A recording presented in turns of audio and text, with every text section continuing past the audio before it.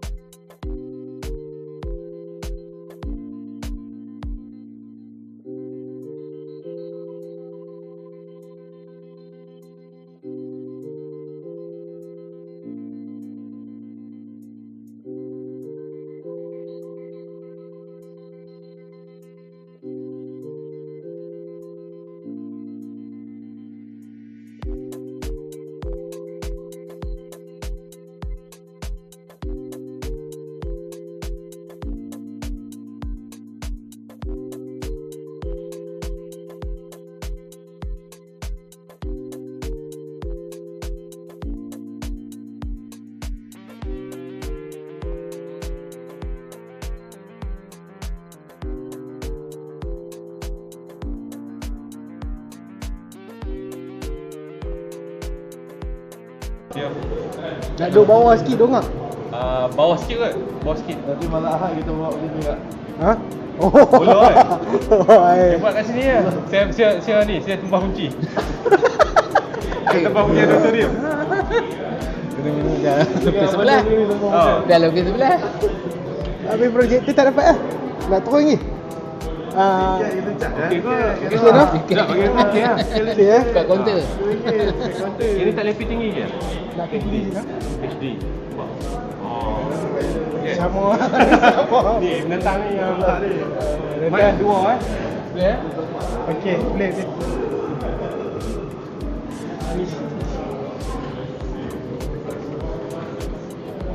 Mic ada 3 kan? Bawah 4. Ada 4 kan? Oh dah nak tanda pasal.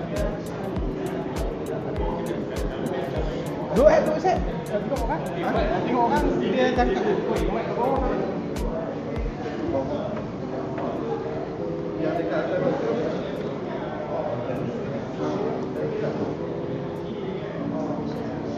Okey. Okey. HDMI tak ada masalah. HDMI tak ada masalah. Jadi show Sazana bubur background sana.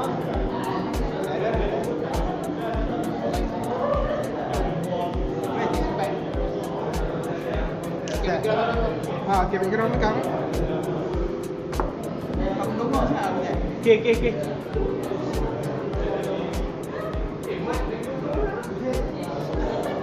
Dah. Duduk siap lah. Ada dia. Kita sengit tau.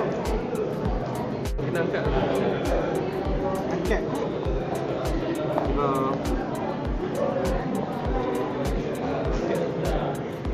Ya. Tapi dia tight lah. Dia tight lah. Tight tak apa. Tight okey kan? Tapi dia macam sengit ke kiri kan? Dia sebab kiri. Lengkung ni. Lekuk ke? Lekung. Ataupun kaki. Buah kaki. Oh, dia kena map. Okey. Dia kena ke sini. Ha? Ke sini. Oh dia mirror. Ha? Jadi dia kena turun belah sini sikit. Turun. Dia mirror. Dia terbalik. So kena turun sini lah. Sebab ini rendah. Kan? Betul. Okey. Okey. Dia orang tu. Okey, detik. Okey, masuk lah. Same lah. Okey. Buat.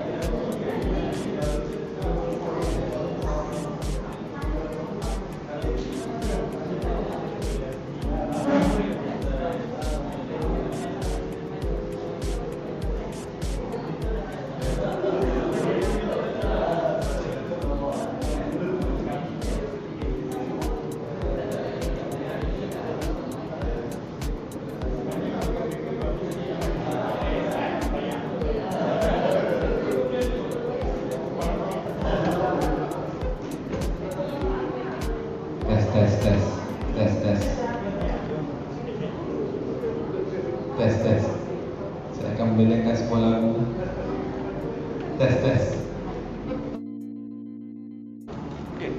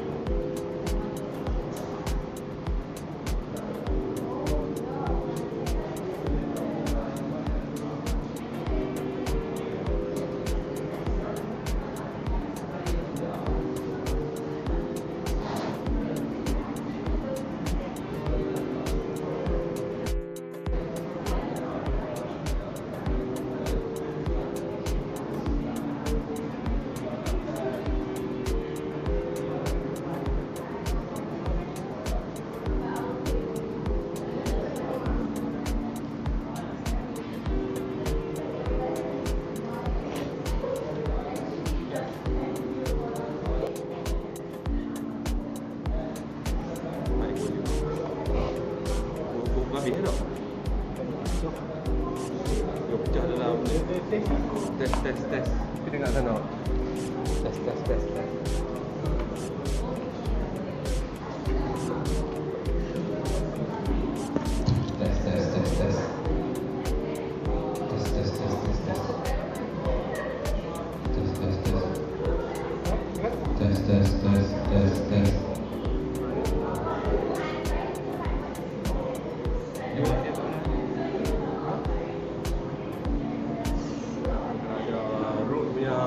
Boleh cucuk kan?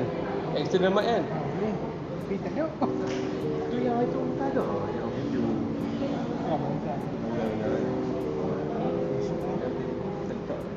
Letak atas satu-satu cantik kan? Kan?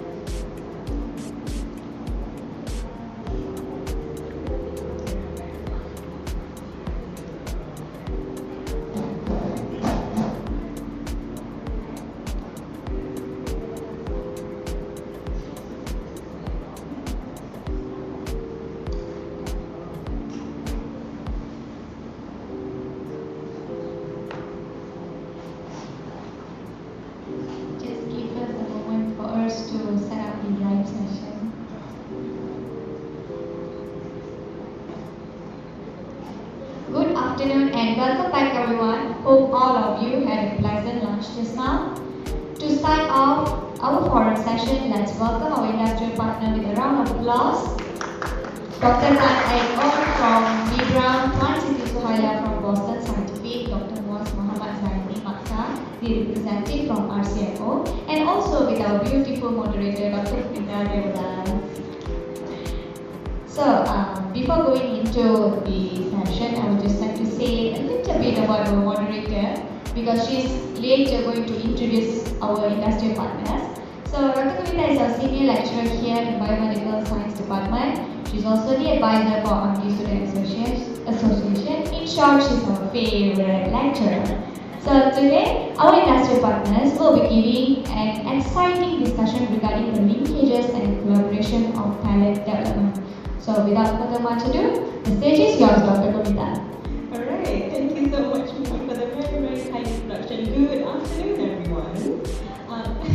Hopefully everyone is feeling energized after the good lunch that you guys had, and I'm sure being day 2 of the colloquium, everyone is also super excited. A bit of a biased opinion, but I do think this forum is probably my favorite part of the colloquium.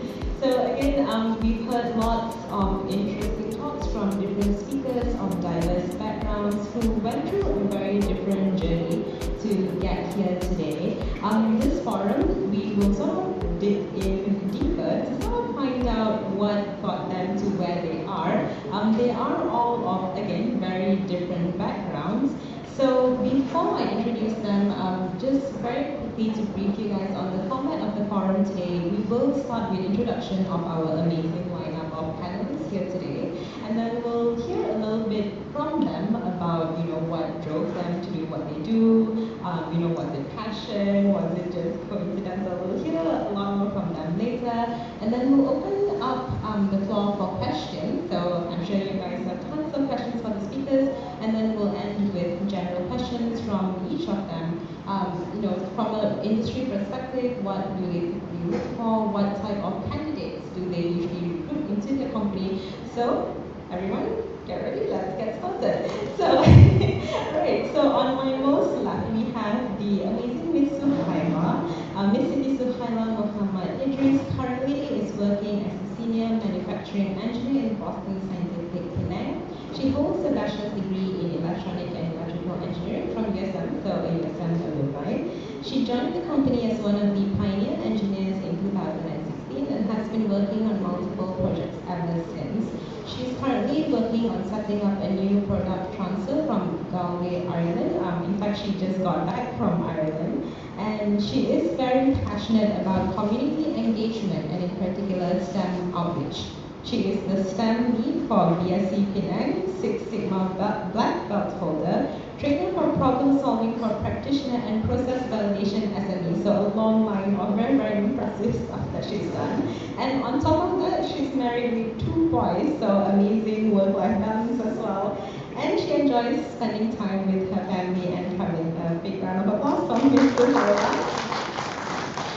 Seated next to her is Dr. Tan Aon, or Dr. Tan AA as he likes to call himself. Dr. Tan is the current senior manager of R&D for B. Brown Medical Industries in Berhad based in Penang. He holds a Doctor of Philosophy, Molecular Medicine from USM and is an alumni of Inform, so again another USM alumni. He started his career as an R&D engineer, scouting for new technology integration into product development. After which, he was promoted as project manager to lead new product development. In 2018, he was promoted to head of product competence of R&D to lead a team of experts to provide technical solutions to R&D.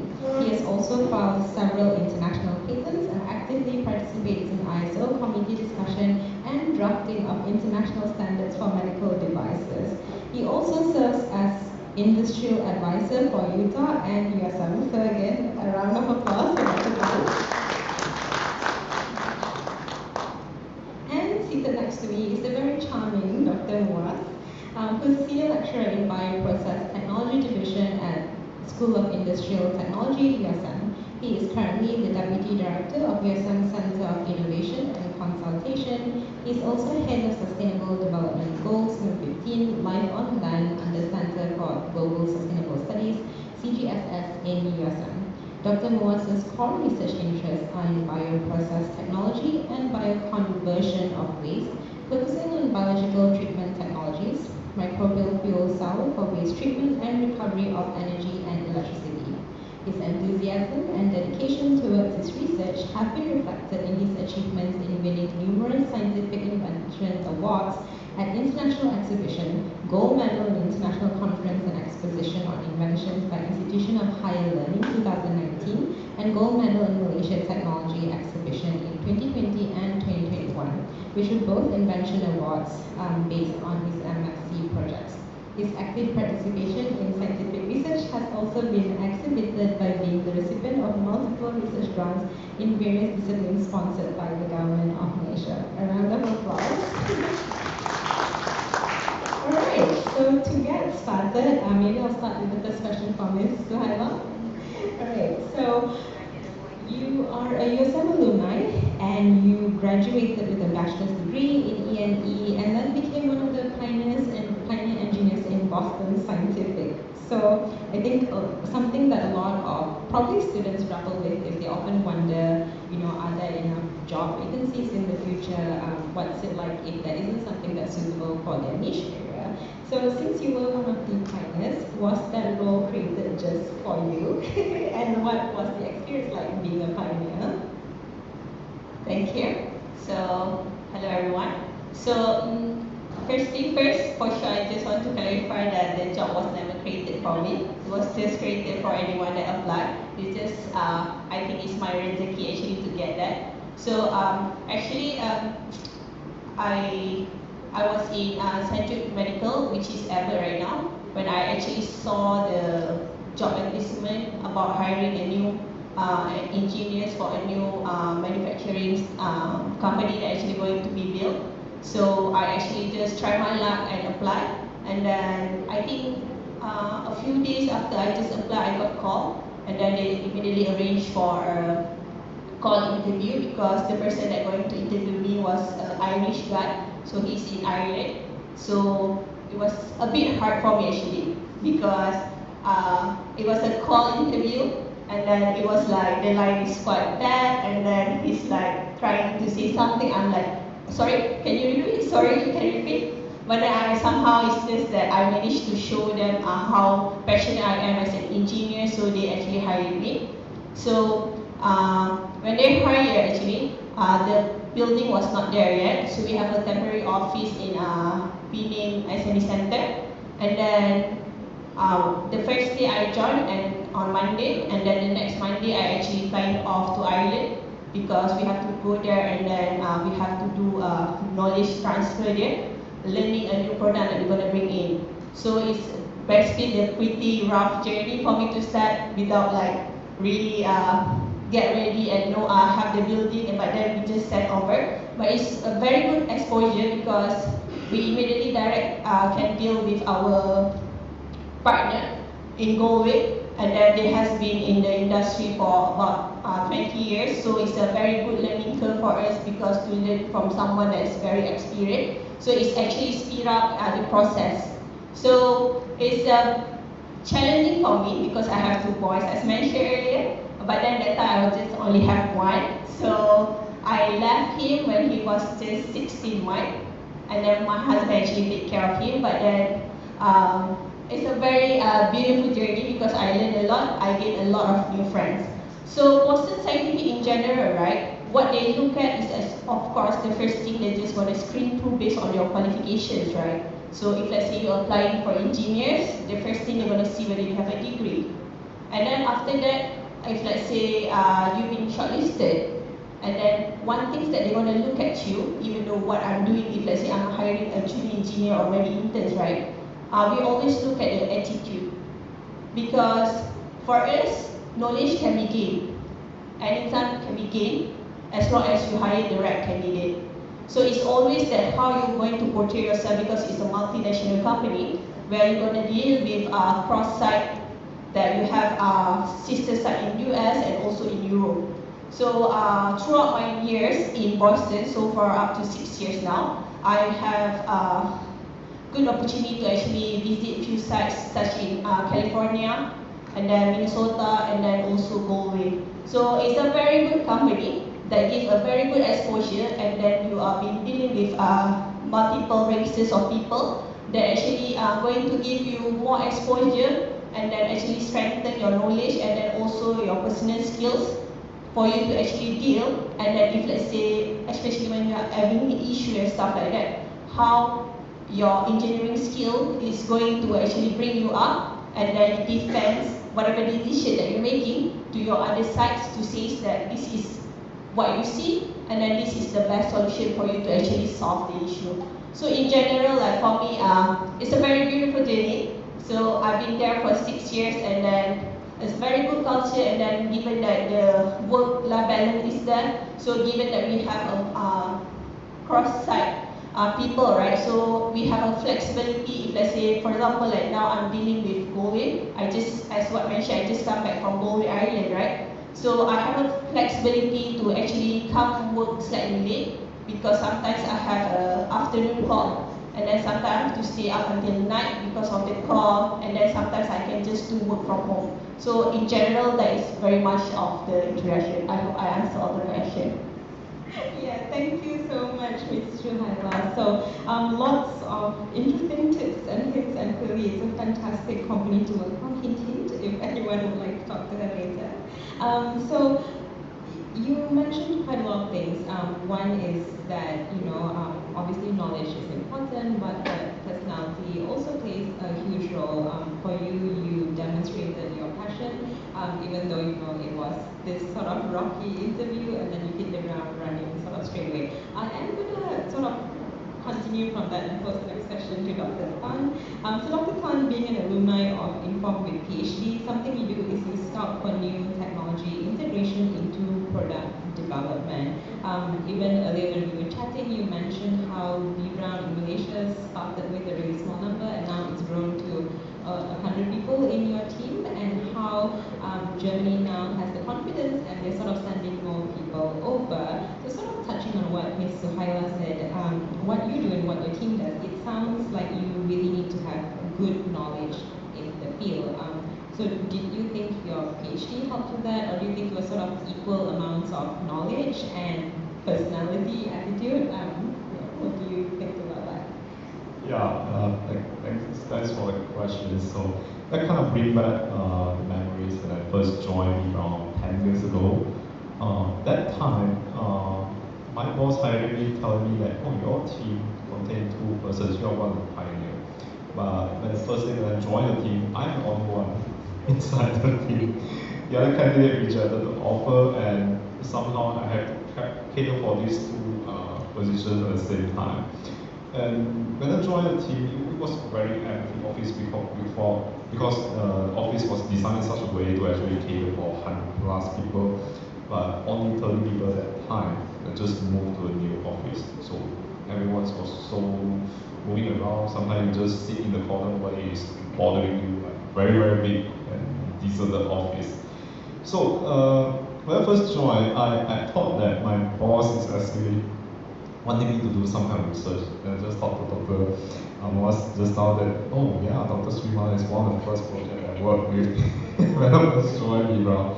Yeah, that kind of connecting the dots from the past. So how did I begin with? I think the most important thing from what I learned from PhD is being able to learn continuously.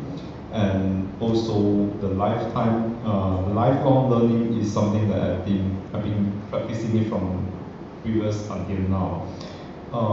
The way that we want to scout for new technology at the time is very versatile because I don't have an engineering degree. My degree is mostly focusing on molecular medicines, biomedical science, and engineering parts is really challenging to me. I have to pick up from scratch, and nobody is able to guide me.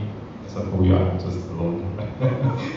Yeah, so I have to pick up everything else from scratch. I need to do my own literature review and ask around, go to the floor of productions, just to understand how they actually build the samples, build the production sample, and everything from scratch. And I really struggled at that time. And my boss, as the general manager of R&D at the time, was not able to guide me as well because he told me that he's kind of busy, has a lot of things.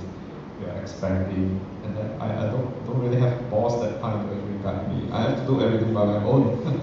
So yes, I'm managing myself. And then sometimes I just saw him once a week. He's really flying around the globes and having a lot of things. And sometimes once a month only. So I have to be independent. I have to be independent. I know that what need to do. If you do not be independent, if you are not relying on the boss to give you the guidance, spoon feed you everything, or do this, do that, it's not going to turn out well. So that's where I have to learn from scratch and practicing a lifelong learning. At the same time, be humble to learn out a lot of things. I remember that time when I went to the production floor, everyone was just, hey, you know that guy is PhD. And PhD at the time in Viva was kind of rare. Now it's quite common. So, oh, he knows everything, you know. And he said, don't call me Dr. A. Tan, you just call me A. I'm not knowing everything. I came here to learn from you. You have 20, 30 years of experience before. And I have zero knowledge. I may be good at molecular medicine, I can teach you on that, but on the production floor, you are a master. You have been mastering this, you know what you're trying to do, so I want to learn from you.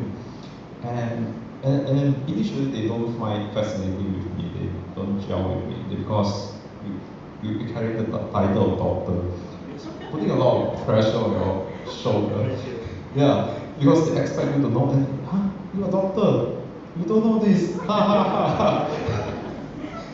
It's really kind of pressure to me, but I keep telling them I want to be humble. I need to learn from you because I'm not from engineering background. I need to do this. Okay, I went to the production floor, sit with them all day. Then somehow they find annoying, so starting to let me do something. And when I try to do the sample for themselves, they say, oh, this sample is going to cost a lot, doctor is going to do this. Okay, very sarcastically. But anyhow, I think from my PhD experience, it is not going to help a lot because I'm not utilizing 100% of my knowledge, but I'm utilizing a lot of skill that I learned from PhD study. Learning beyond the literature review, managing the relationship, finding the resources to help me understand the entire situations. And that is where the PhD experience is the one that really giving me a lot of guidance that time, because I know where to find the resources, I know where to find the information, I can learn it from scratch. It's not an issue for me. I just need to find the right paper, connecting the dots, and I have a complete overview of that. And last but not least, be humble. Carrying a doctor title is not going to make you a genius. There is a lot of knowledge in the world that you haven't even known about it. So that's where I think that's what makes me to today, practicing the humility and then learning from everything from scratch. Right, thank you so much, Dr. Tan. I think this is the second time we've heard about being humble. We heard the same message from our former VC yesterday as well. That was something that he really emphasized a lot on. Alright, next question, Dr. Wan. So, being in academia, I believe a lot of what students are taught and what they learn in universities focus on fundamental research, I would say. Whereas we here in industry, it's a lot of lifelong learning, it's a lot of, you may not even see your boss once a month is, already good. So how do you think that students might be able to sort of bridge the gap between, what they learn in academia versus what sort of expected to survive in industry? Okay, thank you, Dr. Kumita. I love to hear both of them speak. So I sometimes okay, keep going. No need to ask me. I feel something like refreshing my memory. To be honest, yes, right now I'm a big director, but again, be humble. I need to mention this clearly, be humble. Even though you have a doctor, as you mentioned, I think even the Dr. AA mentioned about this is so burden having doctor. I talk to you, right? Same feeling. So because yes, you might be a doctor later on, and perhaps you don't know anything yet other than your field. So you need to learn again, learn. So I try to recap my memory in PhD because we're talking about how we want to find the gap between industry and academia. So during my master and PhD, actually I lost my supervisor. So if you still remember our Professor Mashita Madon in chemical engineering, she was my supervisor. And then during that time, I feel like I'm lost. I lost everything. I think I cried every night because I think there's no hope for me to further the PhD because there's no one. I have no co-supervisor. So that times I get a higher winder before come to your questions because I want to give the story of my PhD because right now we are telling to the postgraduate, right? So during my time with my PhD, because the supervisor keep mentioned about Iqra. In Islam, say this is the first wahyu, you need to read. Read is not about just read, but you need to criticize the things, the content. You need to do discussion. So you must have reading material, be at your desk, and you need to again and again read and read. Because the moment you read, you know there are a lot of things that you doesn't know. Actually, you are not you know nothing. Because even though you go up to level PhD, there are a lot of things you find and you can't solve it. So when we keep reading, you will notice a lot of hurdle or obstacle that faced by the industry, but you are the one that read and know the gaps. So I give the example. Let's say Ms. Suhaila is coming from engineering, and our friends over here, the AA, coming from inform biology. So I'm the one who is bio things and engineering. I'm be both, even though I'm in chemical engineering, but I did study on microbiology. So once I become two animals, this is some kind of hybrids. So in my case, as mentioned by Dr. Komita about just now, microbiology cell, my achievement since 2019 until recently we got another gold medal because not everyone having the opportunity to be hybrid because you know biology and engineering based at the same time. So this is the hurdle. For example, many people are talking about innovation about solar for the energy. Right now we are moving because our team dealing with microbiology cell, we are not solely depends on the solar. Because solar, you know, if there is a musim hujan dan kemarau tengkujuh, so you don't have sunlight. So but the thing is microbes 24/7 works. So right now we try to integrate the microbiology, the micro itself and solar. So this is something not up to the level, something that I mentioned about the gap. So you academia, you do research, but the industry, for example, I talked to First Solar in Kulim. So they have, yes, they did solar, but the waste of the pond need to be solved too. So I mentioned to them, you want to have the energy from your waste, yeah, then you can go microwave cell. So you use your solar, at the same integrate with my microbes will bioremediate your pond. At the same time, you get two things: bioremediation plus with energy. So coming back to your questions, you need to read. Again, be humble. Even though you are PhD, you know nothing. You know nothing. You need to again learn, unlearn, and relearn. And be humble. I still remember every semester I will talk to the students something like this one. This is template. My template in first class. Okay, my name is Muaz. No need to call me doctor. You can call me bro, brother, dude, or anything. As long you respect me, because there is no difference between you and me. Matter of time. You are better than me. Just matter of time. At the end of the day, there is no title like your two, and you will become world's food. That's all from first. Thank you, bro. For the words of wisdom. I do like learn, unlearn, and relearn. So I'm gonna quickly just pause and see if there are any questions from the audience so far.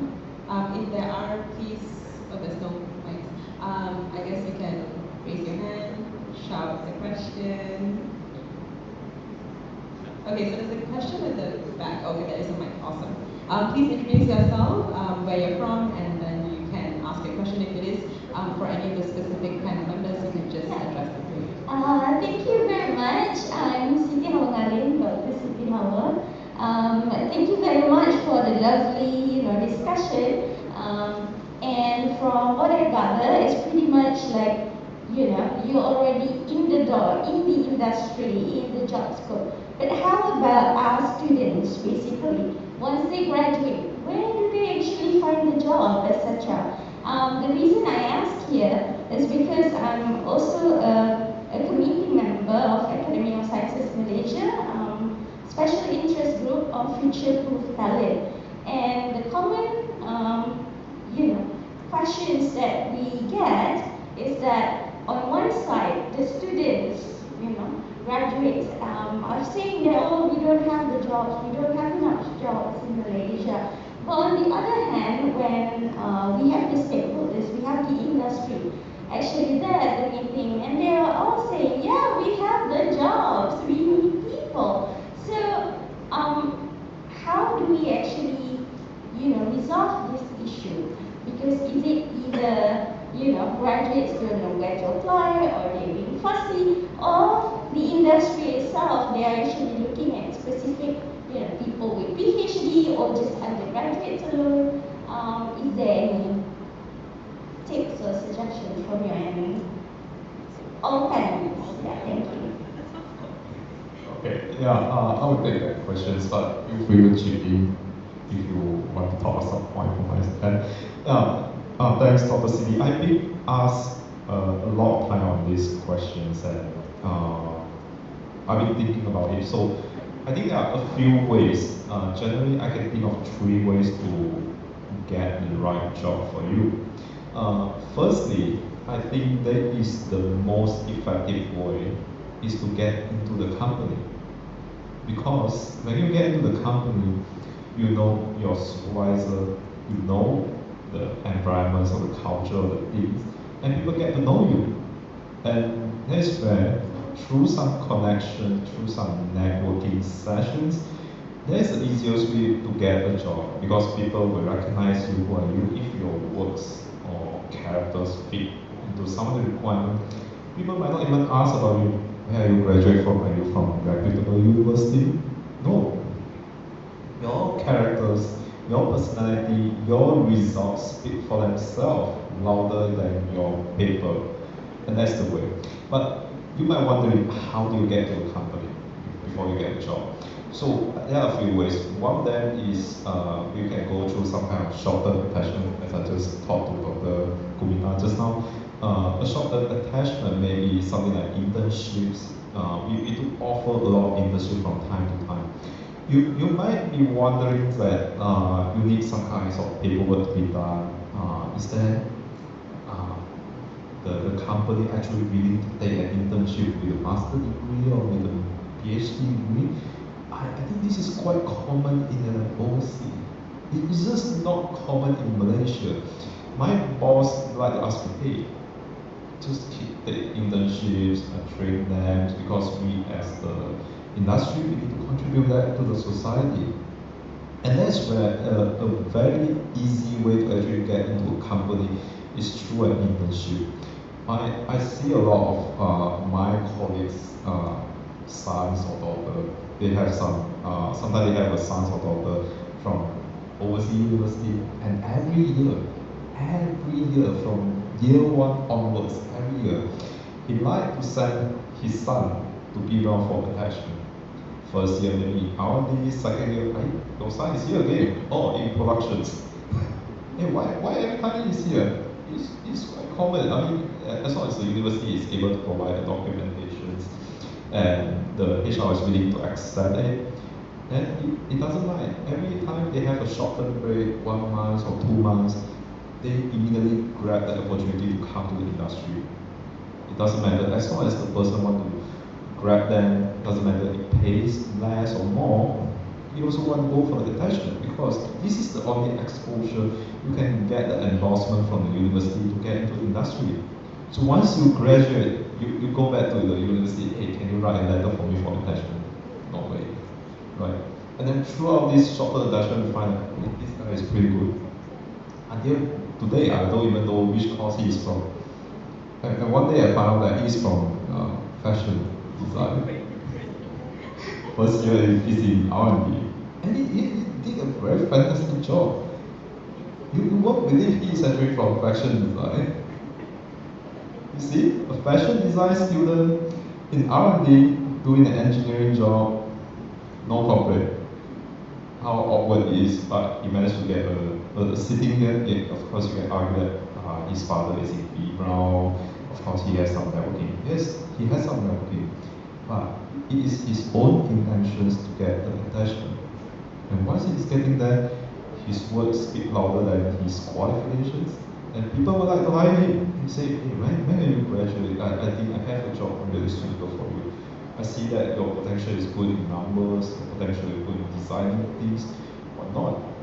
Right? So this is the first way I can really think of. Second way, you can go through some active scouting, going through the LinkedIn, going through the website like JobStreet.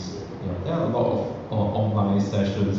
You can actually find the job that you want, and even go to the company website. We post a lot of vacancy, the job opportunity from around the world. Yeah, you can actually get that. I think that is a more challenging part. Why? Because imagine if you can see the job, thousands or more people can also see the job, and that's where it gets very, very competitive from there. You have to fight with thousands of people, and then you hope that your resume is so creative and so interesting enough for the hiring manager to notice that. And that is really not easy. That is not really easy to achieve that. And then from there, imagine I also hiring a lot of engineers previously. I go through the list and HR pass me the numbers of applicants from the job street itself. Sometimes I notice more than 1,000. How competitive it is. And then from there, how do you actually make a short list? Do you go through thousands of profiles, resumes just to get the right one? I won't. At most, I would screen out 10 of them with the most promising results. And how about the remaining 990? Is that going to make it? I don't think so. And out of this 10, only one that will get it to the final vacancy. It's really not that easy process. And how do you make sure that there are a lot of ways, like some people will just subscribe to the premium package from JobStreet or LinkedIn just to get the ranking to the top. And then sometimes there are a few keywords that you have to be customized, right? For example, your resume, you have to really customize your resume for every job positions that you're looking for. Because nowadays they are not using a manual sorting. I sort from the person with the lowest salary to the highest salary. No way. The system is so intelligent that it helps you to automate the process. So you rank the highest score for you, that in your job requirement. For example, if I'm looking for somebody with a bachelor degree, 5 years of working experience on microbiology, cell culture, and those with all these keywords in their resume will become the top hits in the searching. So from there, the system will tell me, oh, these are the top candidates for you to consider. So I will click into that. If I can click into that, it means that you have a chance to get me, to let me notice that. Yeah, so that's where the test is not really a good idea unless you really get a very interesting hitting from the system. And the last way that I can think of is go to those job fair, career fair. That is also one of the ways I think will be very, very helpful for you to land a job. The reason is that you have the opportunity to actually talk to the HR recruiter or even the hiring manager on the spot. Tell them what you're looking for, what you're aspiring to become. Impress them. You may only have 5 minutes to impress them, but make sure you're ready with all the right things. And I see a lot. I think last time I see that during one of the, just now Dr. Fabana just told me there's an AMDI workshop or conference 2 weeks ago. And during that time, there is one guy that approached our VP, passing him the CV. And then the CV just led to my company. Yeah.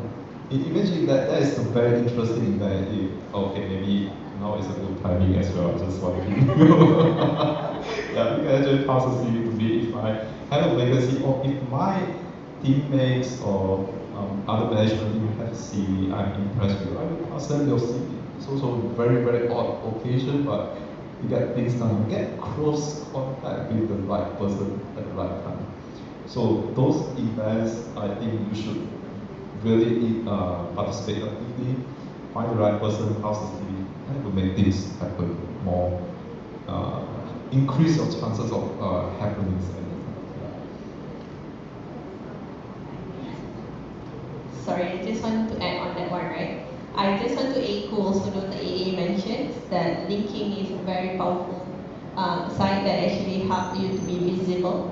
Because actually, for my experience also, even for those engineers that been hired in Boston Scientific, some is actually just through connection. So they saw someone in Boston Scientific and then they just like message them saying that I'm looking for opportunity and stuff like that, and then we're just gonna go through the profile and then just give that resume that they share to us to the hiring manager, and then they see whether it fits the description or not. Even for myself also, I've been called a few times by the headhunter based on my LinkedIn profile also. So it's a very powerful tools for you guys to actually use that one if let's say you want to find connection in order to get to the company, right? Yeah, and then just also one thing, right? There is a lot of job opportunity. So as mentioned earlier, I understand it for Boston Scientific meeting, right? I actually been assigned earlier that to plan for a long-term plan on how actually we want to prepare the new generation to actually be fit to join the industry. Because for now, even for Boston Scientific, right, we are expanding. If let's say you go to the most of the company in Boston, in Batu Kawan, right, all the manufacturing plant is expanding. You can see a lot is actually really expanding. So we are been recruiting a lot of people. Even for Boston, we have a lot of people also like come and go because more company is open, right? So we are really looking for future engineers, especially.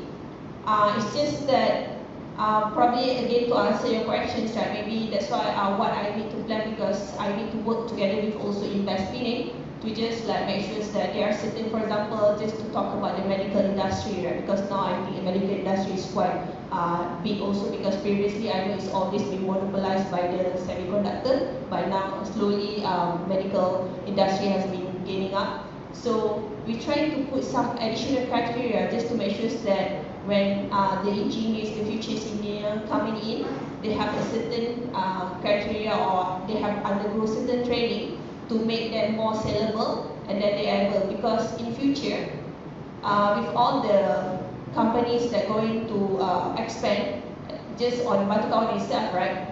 We actually lacking a lot of young talent. So this is actually what we are trying to see. And then if let's say possible for us to actually work with investing and just to make sure that we have prep our future generation to have all these certain criteria, so that if let's say a new company come in, the current resources for that company will always remain. Or if let's say they go to someone else, we have another person to actually replace. Because we need the talents. Just that maybe again you have to find the right channel actually to come to the company. So that's all. Okay, I want to chip in a few things. Perhaps I'm echoing both of them. The right person, right channel, right? So I went to Japan on October last. Okay, I went for agriculture seminar for 6 days. So what was happened, as mentioned by Dr. A, exchange the card. You mentioned about exchange the cards. So I exchanged the card with Marusan. Marusan is the CEO of Livernes Group. There are a lot of companies handling or covered by them. So I talk about research in USM. So fortunately, Marusan is CRO, Chief Revenue Officer of Euglena. If you're aware of Euglena, is one of the top in the world of algae company, the supplements, foods, drinks, and you know, from that pages I keep contact them through Liveness. And then if you still remember, USM received a visit from Japan side, Liveness. So this is from my initiative, our CIC. So get the right persons. Okay, coming from the right persons, the moment I let them come to the USM, so I asked 20 of our exhibitors exhibit our project. And then there are second visit recently, so from Euglena itself, last time Marusan, the chief risk revenue officer, and then the other times is second time is Shenzo Genko San, and then Inaba-san. This morning I got a message from them. I don't know at the USM circulate or not the email that there is will be Uglina talk about want to sponsor the PhD at the same time to recruit staff, recruit students recruit staff for their Uglina company. So just coming from the exchange guide. And then 4 of lecturers they are keen to invest from the Uglina, meaning that sometimes I take for granted for exhibitions, for conference. I'm also a part of your life through PhD. Sometimes the lecturer asks, go conference, Langkawi. So 2 hari Langkawi, habis present 10 minutes, we dismiss, we enjoy the cenang lah, apa lah semua kan. So the thing is, you are not using the opportunity, meet around, exchange dekat. This experience really proved to myself, exchange card is very crucial as you mentioned. So you exchange card with CRO and chief officer of certain company, and that company come to Malaysia twice and want to invest 4 lecturers, and then right now is in the morning they send a message, we will have a talk and want to recruit staff and give PhD scholarship. So this is coming from both of them. I echoing what they are telling about.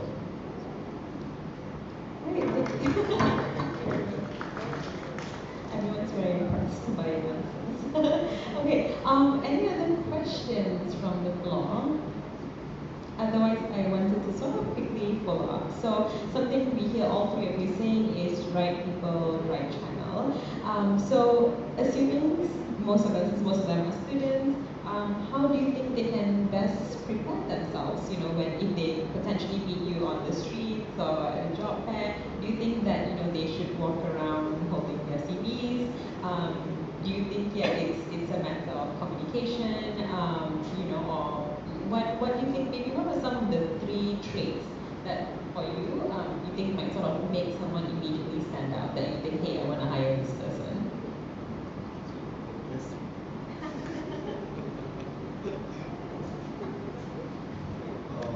I begin to scare because someone will like stalking me from behind the screen. But I think the occasions and the venue is the most important things to do. I'm not asking you to get your CV every time, but the name card will do as what Dr. Was mentions. But most importantly is how you pitch yourself. How you pitch yourself. Because you want to go there, hi Dr. A, I'm Ali from USM, blah blah blah. Nice to meet you. It's not going to set a lasting impression on me. Maybe after the end of the day, I will probably forget who you are. So, you have to pitch yourself. In fact, maybe a 10 or 15 seconds of introducing yourself about what you're doing, what you're interested on, and why do you want to join the company. Yeah. So this is where the opportunity doesn't come to everyone. You might blame that that person have not get this opportunity. But a lot of time, it's not what you know, but who you know that makes the difference. So pitch yourself, get the right timing, get the right venue, always prepare, because the opportunity doesn't come every day. But when it comes, make sure you're ready. Make sure you are able to deliver a short 15 seconds of yourself to the right person, to the right CEO. I'm pretty sure Dr. Moaz doesn't just exchange the name card. It must be some very interesting pitching and sell USM. That's some very interesting higher educations of learning to be able to obtain the attention from the CEO. Right? So yeah, pitch yourself. Thank you. I just want to share one experience that I have. I was in California at that time. So we just got lucky, our CEO, Boston Scientific CEO, was giving a talk at Stanford University, and then we got a free ticket to actually join that talk. So when he was finishing up with the talk, so everyone is actually lining up to just have a face-to-face interaction with him. And then there is one guy, I think he's working in other medical company, and I like the way that how he pitched himself. and the moment that he go and because it's a long queue, right? The moment his turn come up, he's just like keep on like saying high things about Boston Scientific and stuff like that. And then he didn't even say that I really want to work there. He never mentioned anything like that. And then what the CEO respond is that, come here, this guy want to work with her. So you go to my secretary and just give your detail and then he will work accordingly. So again, I just want to echo what Dr. A mentioned. It's really important when you want to pitch yourself so that it's going to give a very good impression. And at that time, your future hiring manager or maybe your future employee will actually have the impression so that they can channel you to the right person for your opportunity. Can I change something? Okay, because you are a postgraduate, we have the same life session. I still remember during my PhD, in my field, microbial cell, the number one in the world is Bruce E. Logan. You know your field by just you go to Scopus and you know the first one, the most cited authorities. So that moment, I emailed to Bruce E. Logan for nothing. Just I love your journals, and then what is your opinion on this? Is number one in the world reply my email. This is very wow. Number one in the world, top researcher reply your email. Even you email your supervisor doesn't give the feedback. This is number one. I always mention to the lecturers or the cikgu I give a talk, please, even number one in the world reply my email from Malaysia. This is in Penn State University, US. So again, some kind of like deja vu, my student recently emailed Bruce E. Logan again. Bruce E. Logan replied. The reason is my student want to do exchange student Malaysia US, so looking for the opportunity to be under supervision. But the problem, the screening stage in Malaysia, she's not passed. So again, I want to mention to you, I have tried to explain them how to make you visible. Sometimes you get to know the person, engage with them. Even recently, I have managed to compile a book, and I asked Bruce Logan, is it possible you to be my forward? The first one by Bruce Logan, and second one from Sri Mala. I mentioned just now. Please check my forward in the book. So, but again, Bruce Logan replied my email. Sorry, I can't contribute in this occasions. This is because I'm the one for him. He is not knowing me. But again, you need to visible. Perhaps later I will go to US. Okay, Bruce Logan, I'm the one email you. So at least visibility is there. So I think visibility important. Knowing the CEO, knowing the right person, the right channel, and then you will fly high. Alright, thank you so much. So very inspirational hearing from everyone. In some ways, I think everyone should start thinking a little bit about how would you do a 3-minute elevator pitch. So if you could only talk to someone for 3 minutes, what would you say about yourself? How would you impress that person? And your knowledge about the particular company or CEO. That sounds like that helps you get a start in the job.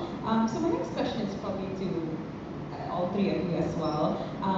So Dr. Tan, you are industrial advisor for Utah, and you also, you say that when someone pitches something to you, that sort of immediately captures your attention.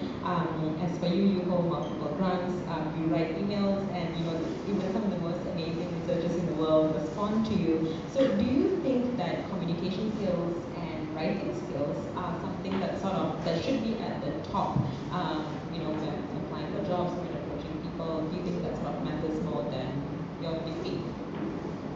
Is it okay? Start first. Okay, because the Tukumita mentioned about is it necessary to have I try to reflect for my case. You mentioned about the grant just now. So Alhamdulillah, 4 years I've been USMI student. Yeah, 4 years just service. But almost 1 million grant I obtained as a principal investigator. I have holding right now 5 grants running under my supervision. Okay, okay. Might be you ask the Tukumita mentioned just now, is it about the write-up or whatever sort? Maybe perhaps you will ask, is it necessary to have a data first, then go to the grant, apply, and so on? Okay, if you ask me, during my PhD, after I obtained my PhD, and then I worked with a Proactive for a year as a RO, research officer. We know that Proactive as a window of assessor, national assessor of grants, MRGS, PRGS, and then also he always giving a talk. For example, I want to give the scenario. We every single FRTS, for example, we know that it's hard to get because it's some kind of like fundamental. So because you are dealing with the one with assessor, productive assessor, you know how to use the words, how to know every single things to make it properly placed. Sometimes the panel simply reject because you are not use the word appropriate, some kind of like mechanistic study, fundamental. So I then reflect to how I get. Again, you also need to be recognized, or you have the background of the research in terms of output. For example, even though I'm not yet into the FRTS, but I already go to the exhibition. So I won the exhibition gold medal, and the gold medal being right up into be written inside the application, and then the assessor will see, okay, this is we have several evidence or proof of concept before they apply it. This is the what we call some kind of fundamental to us for the fundamental grants. You have the groundwork. So against this exhibition, sometimes students are not enjoying the exhibition because they feel that kena pergi exhibition sebab nak jadi booth saja, sebab lecturer akan bawa student. You learn and you get to know any other innovation at the exhibition. So from that, you know, this is something we can do it. We can do it this way. If I try to recap my first invention, I won the gold is recovery energy from sewage sludge, which our own feces. So we create and store in battery. So perhaps if you look at in the literature review, most of them are really looking into to prove the electricity present from sludge, but they are not storing the energy yet. So how I try to engage, I work with together with electronic guy, and then how to amplify the energy at the same time manage to store. I still remember during my PhD, biasalah PhD suka main-main. So what was happened adalah I tried to make it using our own feces and then straightforward charge our phones. I still remember that time is Asus Zenfone 5. Saya cukup seronok waktu tu, memang charging masuk, wah waktu tu from your own feces. So apa yang berlaku, sebab I'm not coming from EE, I'm not aware that this is not stable. It's fluctuate. The bacteria, if the bacteria is happy, more current because the oxidation of it. So what was happened is the battery itu lama kembung, then my handphone gone. But the price of that finding, I got a gold medal after that. so meaning that you need to explore. So coming back to the how I get the grant, how achieve the gold medal is something you need to prepare. It's not simply just straightforward.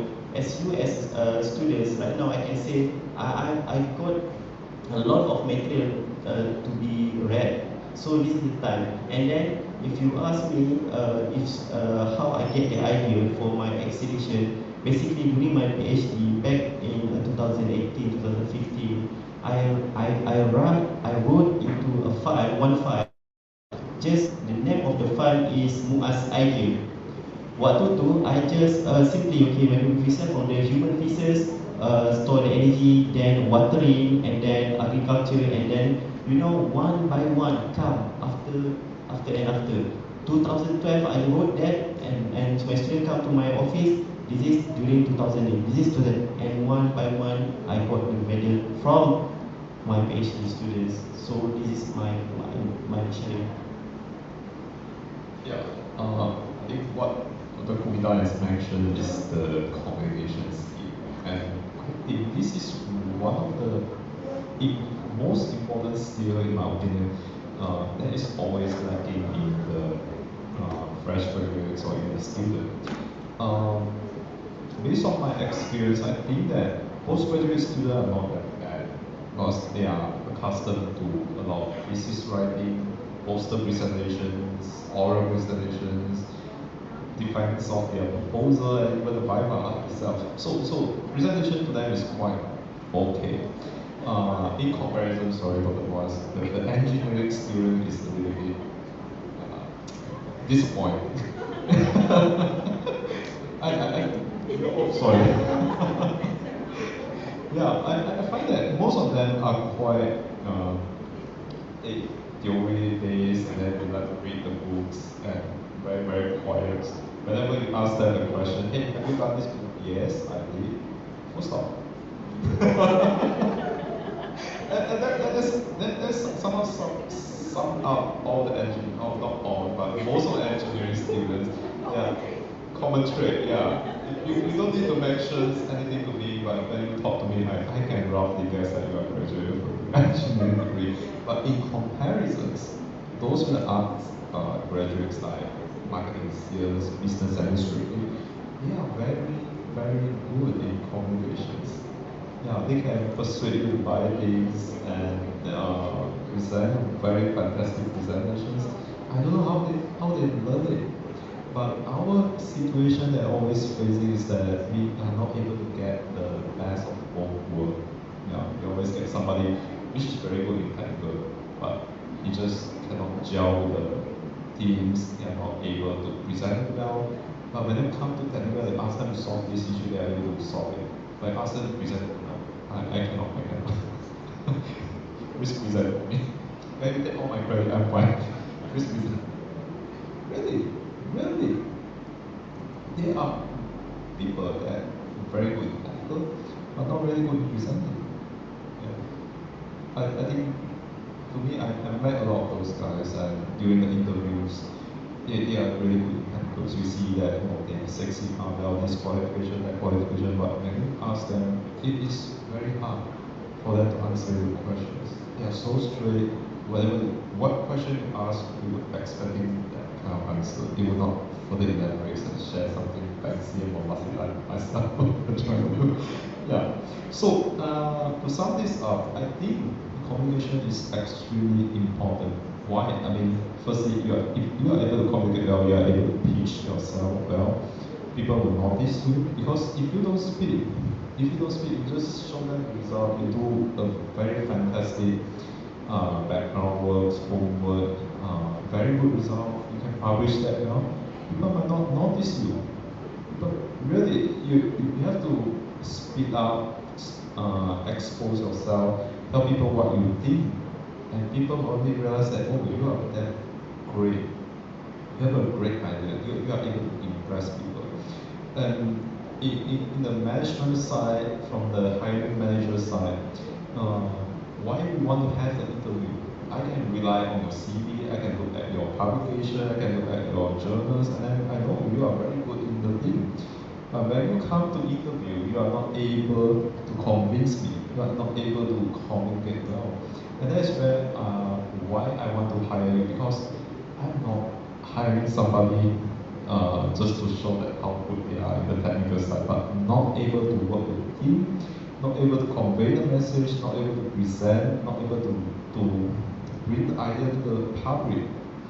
And that's where the communication is something that is not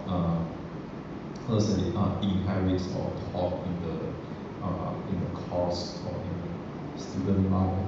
I maybe now change, but in my time I don't see that as a subject called communication skill. And a lot of time we learn it from scratch. We learn it by talking to people more, presenting the public, get it done by lecturers, supervisors, and then that's how painful we learn it from the team. But you have to keep presenting it, because if you don't raise the question, like right now, I see the audience quite quiet and silent. I hope the lunch doesn't make you feel sleepy, our talk doesn't make you sleepy. But if you are the one that really stand out, ask a lot of questions, I believe that is the opportunity rising to you, because the rest are not showing themselves or speak up themselves, but somebody has speak up, raise the right question, raise an interesting point of view, and that will caught the attention from the hiring managers or the obvious that you are really somebody great with a lot of interesting ideas. Yeah. So therefore, I really think communication skills is extremely important. Right, thank you so much. So I think what Dr. Tan was hinting at is, if anyone here would like to stand up and get noticed, this is the best time to ask questions, throw out interesting ideas or points you may have. So I'm going to quickly pause and open up to the floor. Do feel free to ask any questions that you have in mind. There's no such thing as a silly question. I think all the panelists are wonderful and I'll be happy to take your question.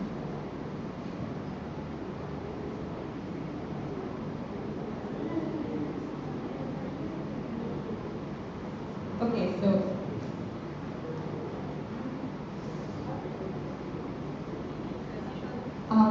hello everyone. So this is not really a question, but I'm always curious with this thing about resume. But then there's two different scenarios here. Okay, the first person here has the same experience like this second person. They're coming from the same background, same university, let's say. Okay, now they have same 5 years of experience of working. They have good education, background and everything.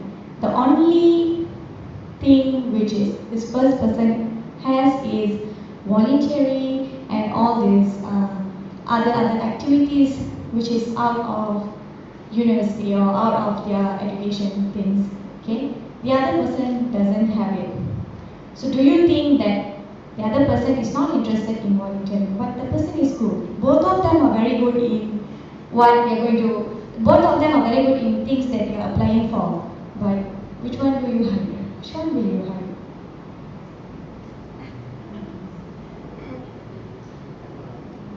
I think this is an interesting question. I came across this very recently before I decided to hire these engineers for my team.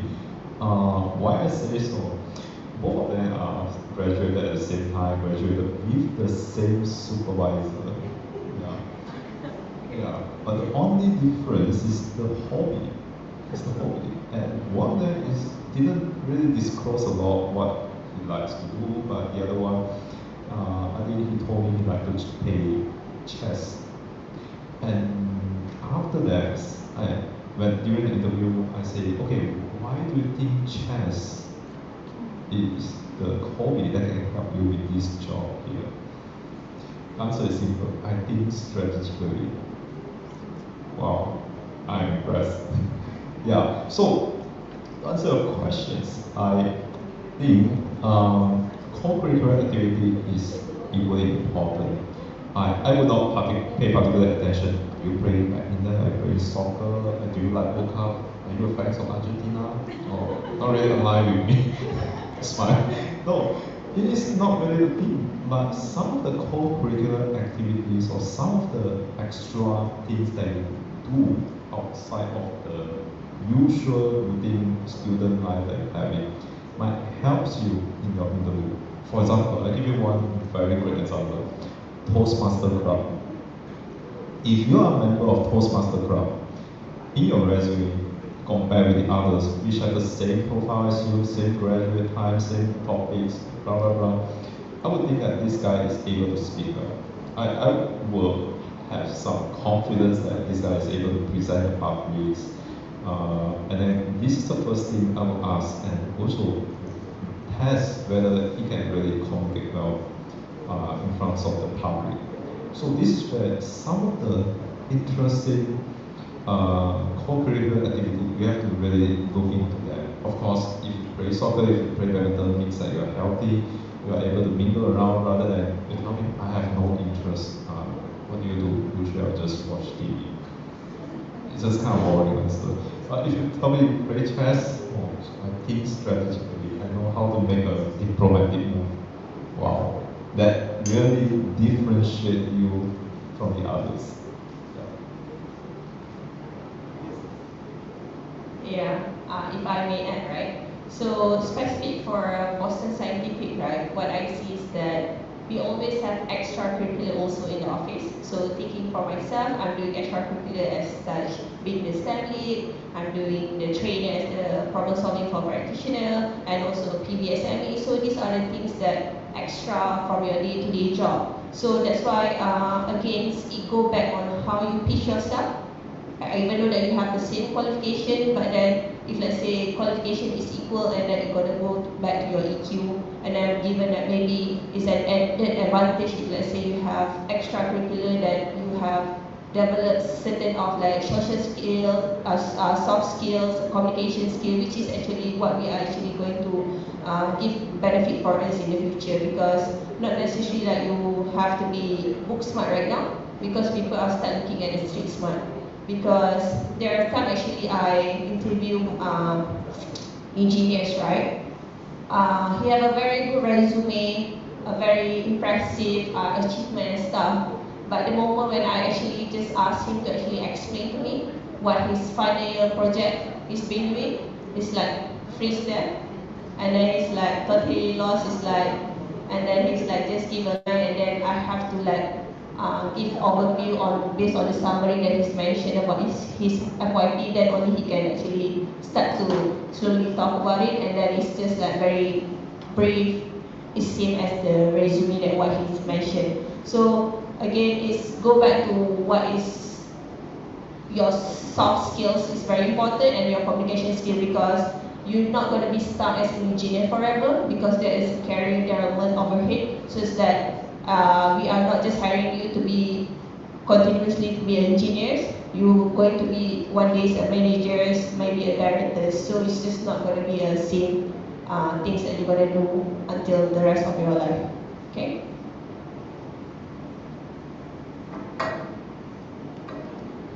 Alright, thanks. I'm just gonna sort of pick up a point that you were talking about, just being engaged in not sort of what was your core work, but a lot of your other interests. You actually sort of managed to work on that as well at the workplace, which is really great. So you in particular, you're involved in community engagement, STEM outreach, STEM lead for BSc Penang, Six Sigma Black Belt holder, trainer for problem solving, for practitioners, and process validation SME.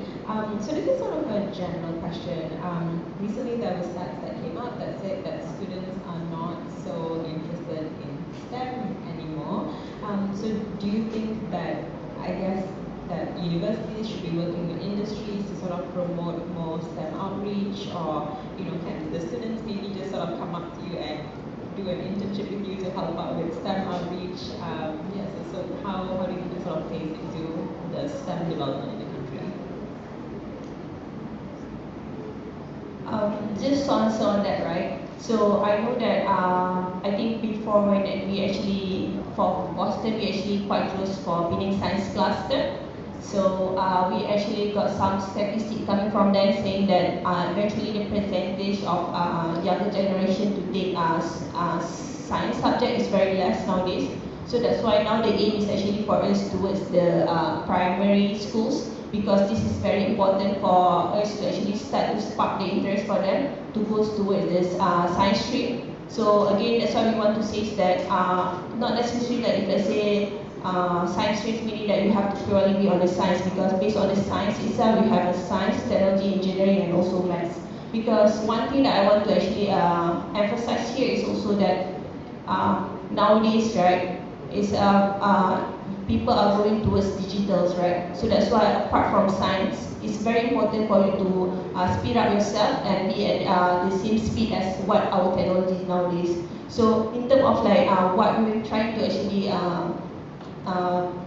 so-called that make people see about STEM is actually not really you have to be very good in terms of like science and stuff, but important thing is that your critical thinking skills, because this is very crucial, especially for engineers.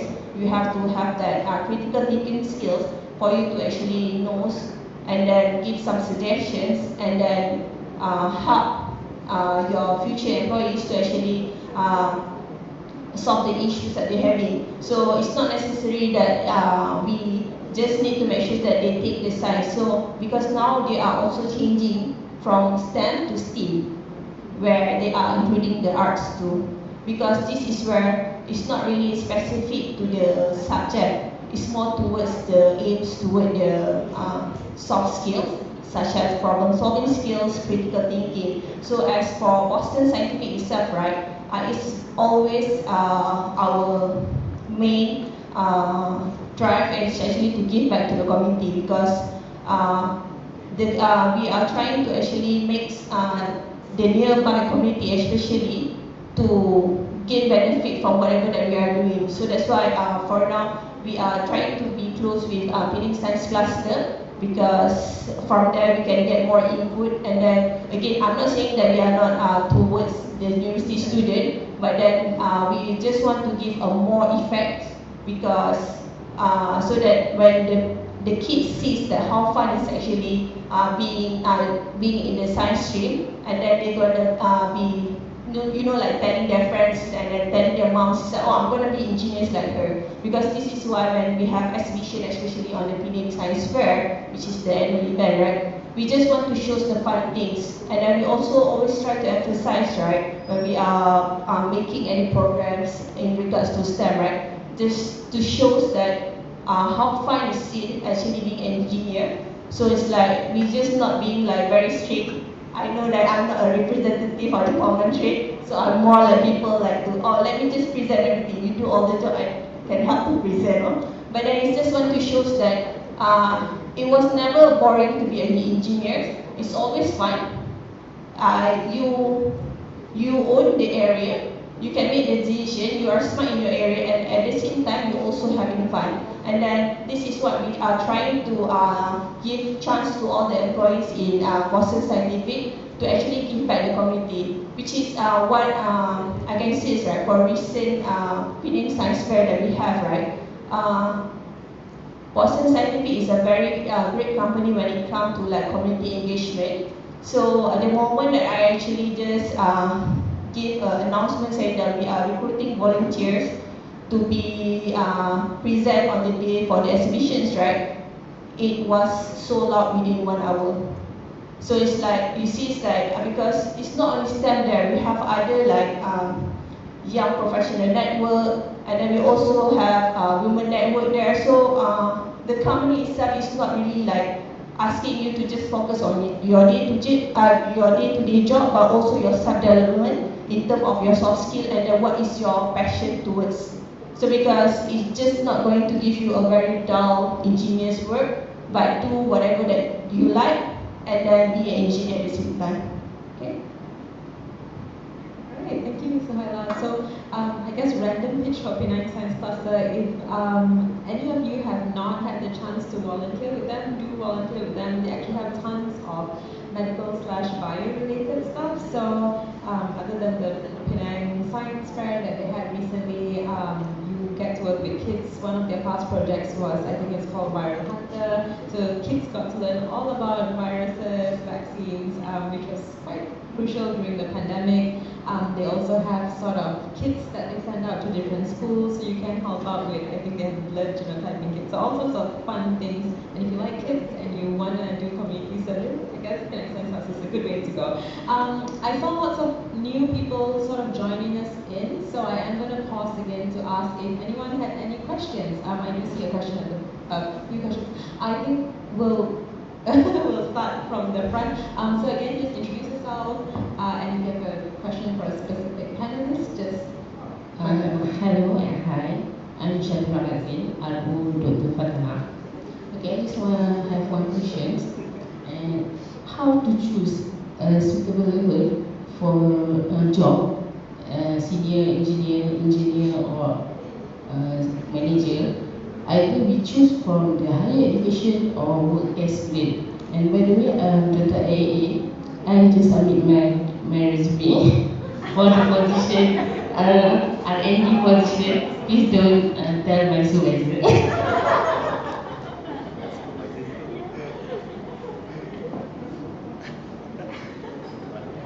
But I hope that by the time I reach home, my inbox will not be overcrowded, full all the emails. But anyhow, thanks for the resume.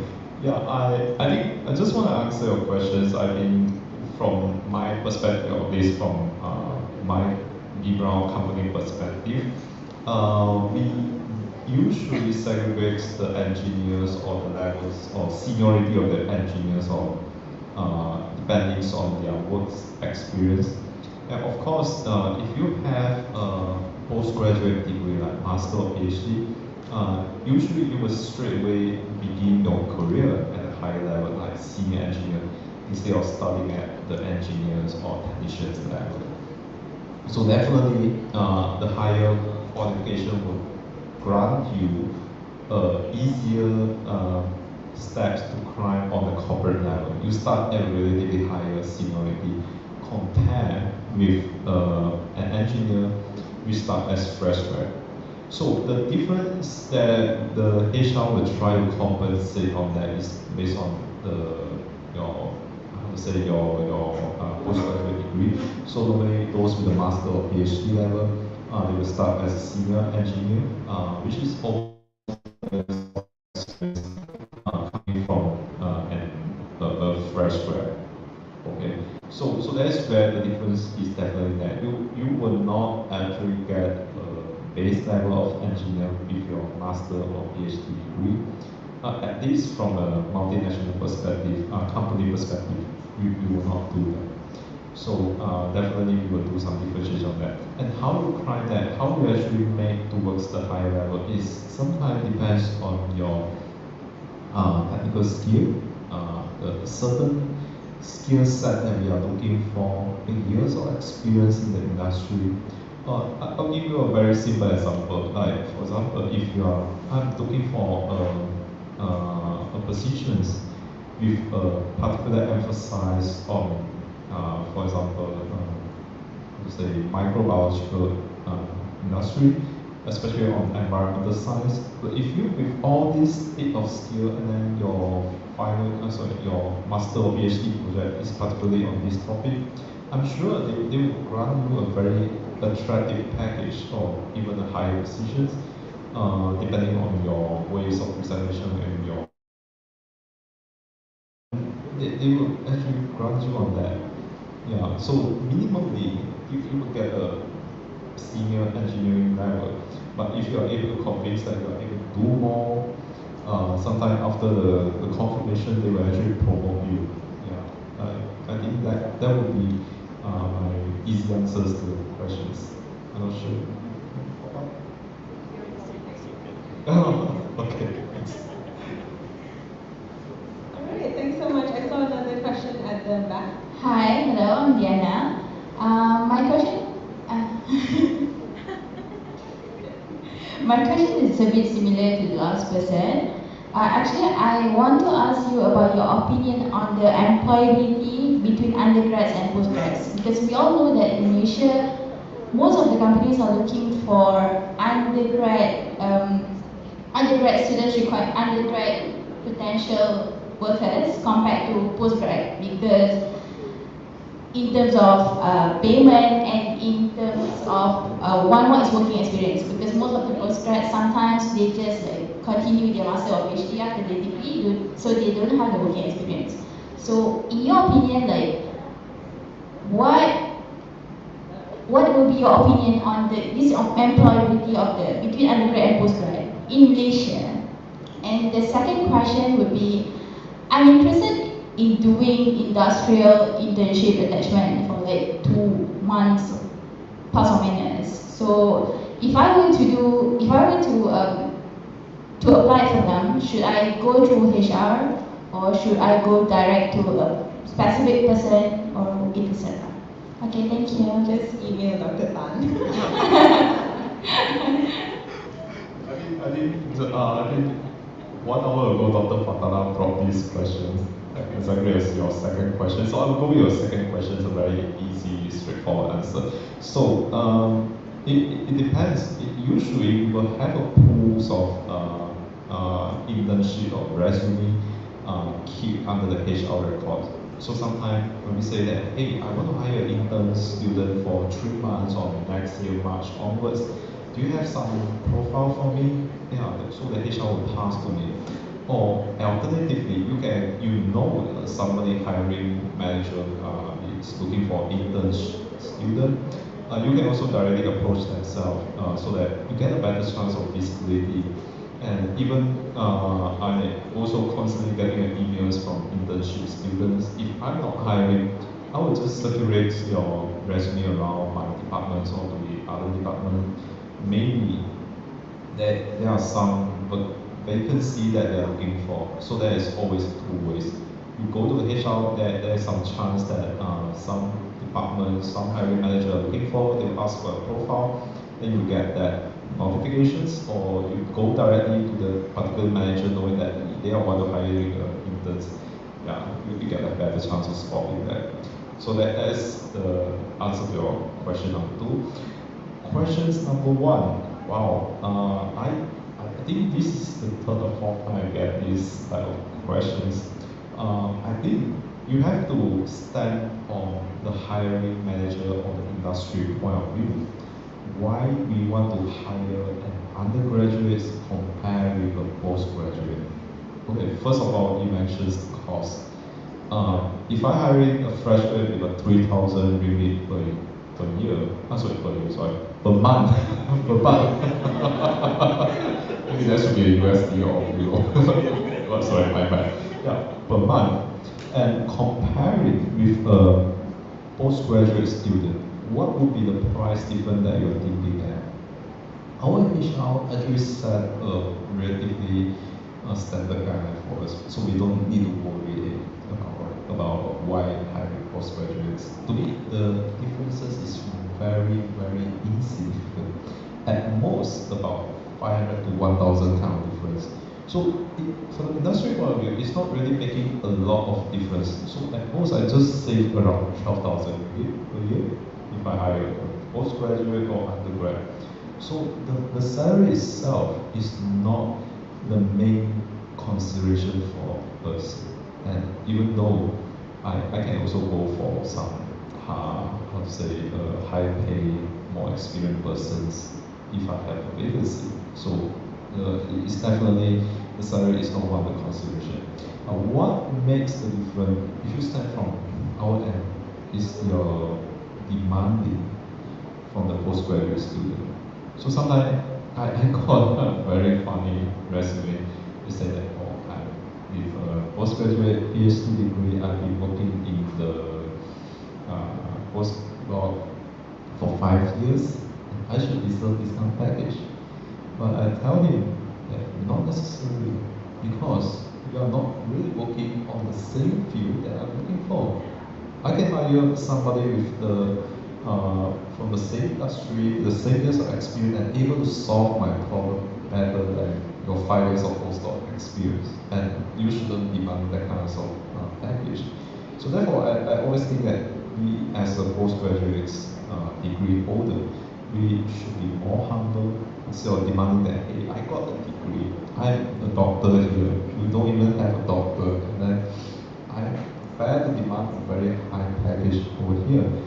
I think, yes, if you think yourself deserve that, I think I cannot argue that with you, but it is the industrial practice to slowly increase the how to say, the package. So it is not fair to immediately jump to them saying that, oh, I got a master, I got PhD degree, I should get this kind of package, if you think that. So therefore, if you want to get, in terms of hiring between undergraduate and postgraduate, of course, you have to look into the market job report. A lot of report you can find in market like JobStreet, LinkedIn. You can find it on Michael Page. You can also find the report and then get some feeling how much the industry is paying for that, and don't over demand it, because if you over demand, I might as well go with the undergraduate, right? Let's say 12,000 per year. Really not significant compared with the earning of the company. Okay, secondly, why the industry want to hire an undergraduate? I talk sometimes among my peers, they ask me, hey, why do you hire a master PhD degree holder? They are so stubborn, they don't, it's very hard to bend their mind, they have their own character. Yeah, you know, or if you don't have this character, how do you graduate with a philosophy? Right? So that is definitely their mindset. They think that oh, I've read a degree on it, you want me to hire a postgraduate with a PhD, and then what they think of me? They won't want to listen to me, right?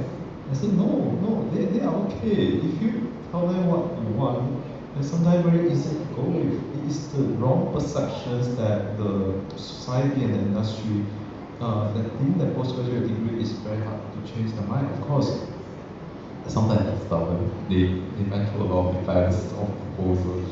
They have to insist their result is the right one during the Viva. So that's how we shape the characters of the postgraduate students to think that they are very strong-minded and very hard to bend their knees to follow the boss. So that's where the how to say the feedbacks I get sometimes that why they want to hire such a postgraduate. But to me, I'm open to all. I just shared with Dr. Fatana how many postgraduates that I have. In fact, all of them are postgraduate students, graduated with master or PhD degree. And then secondly is the mindset, because you might have a master degree or postgraduate degree thinking that you should learn yourself. And then sometimes the attitudes is also slightly different compared with fresh grad. Because fresh grad, they sometimes go in, they are very naive. They want to learn everything. They anything they also change China, okay do. But this one, oh, I got PhD degree, you know. You ask me go there and do something like that.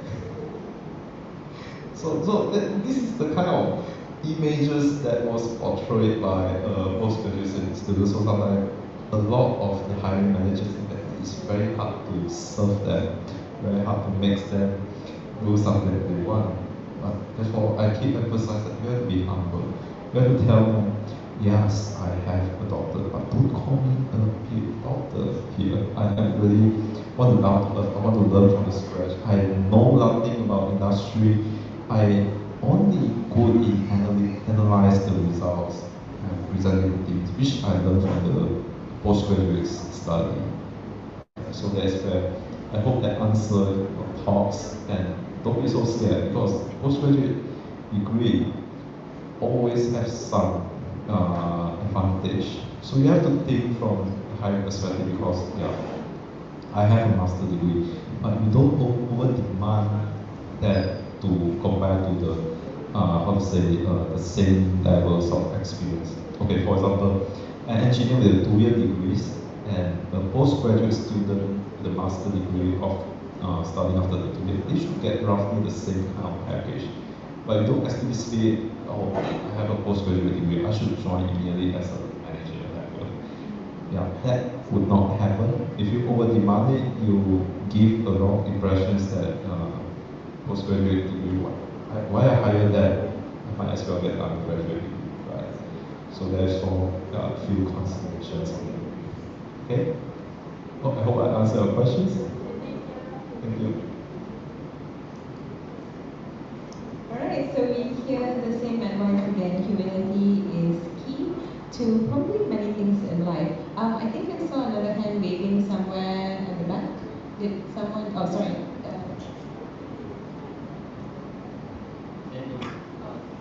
Hi, I'm Zul.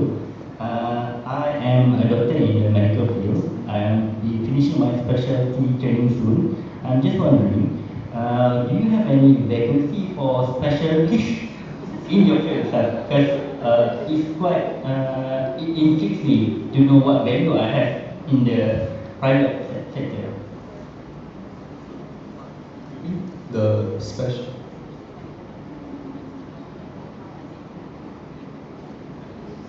Oh, okay. Yeah, we do have clinical specialist positions, at least in my R&D here, because in the day-to-day, as I told you, I manage a lot of engineers. They don't even know what is the clinical trends, clinical requirement, clinical factors of using our product. They have zero knowledge on that. They sometimes living in their own engineering world to design the thing that those doctors and nurses will kill us for it, because what the hell you're trying to do? Because I'm using that in that way, but then you design in such a way. So you see the new futuristic car, they already remove all the buttons. I don't know what the engineer is doing, but the driver is not liking that. Imagine I have to go through the touch screen to find the thing adjusting the aircon volume. It's not going to work well. So I hope their engineer learn the lesson to do this kind of thing. But definitely there's a vacancy as a medical device company, we have a vacancy looking for clinical specialists. It's very well versed about the clinical practice in the medical field, so that they are able to advise our our development engineers, our R&D engineers to know what is the doctors really looking for. This is one thing. Secondly, we have the medical scientific affairs department. This is a department that is very unique to the medical device company that always look into the medical scientific evidence, conducting a clinical trial. That also require a certain medical knowledge, especially they are looking for some medical doctor to conduct such research. So definitely there are something Yeah, for Boston Scientific being specific, right? Because we are more like manufacturing sites, we don't actually have any R&D and design. But then, as a global, we have actually a medical officer, so they have like their own teams that have all these doctors, and then they will be the one that are going to oversee the whole things. And then, if let's say we are doing some clinical trials and stuff like that, they will be the one that to oversees and advise. Let's say anything. Taking an example of the last time we have hit COVID, right? So they have actually one of the task force that work together with the safety officers and stuff like that, just to make sure that whatever that the controls in pertaining to the COVID, right, is there in place and it's actually meets certain requirement. Just for Boston Scientific Clinic, we actually recently just hired a pharmacist because we are doing drugs product. So it's very hard actually to get a pharmacist because we have offered I think 2 or 3 people, and then they turn out the offer last minute. So it's really hard because to be a pharmacist in manufacturing company, right, is not just doing pharmacy stuff. They have to be doing some day-to-day job as a I think they're tied to a production team, so they have to do some additional stuff like that. But then in general, I think as the global as whole, yes, they are, but not for Boston Scientific currently. Okay, thank you so much. There's another question up front.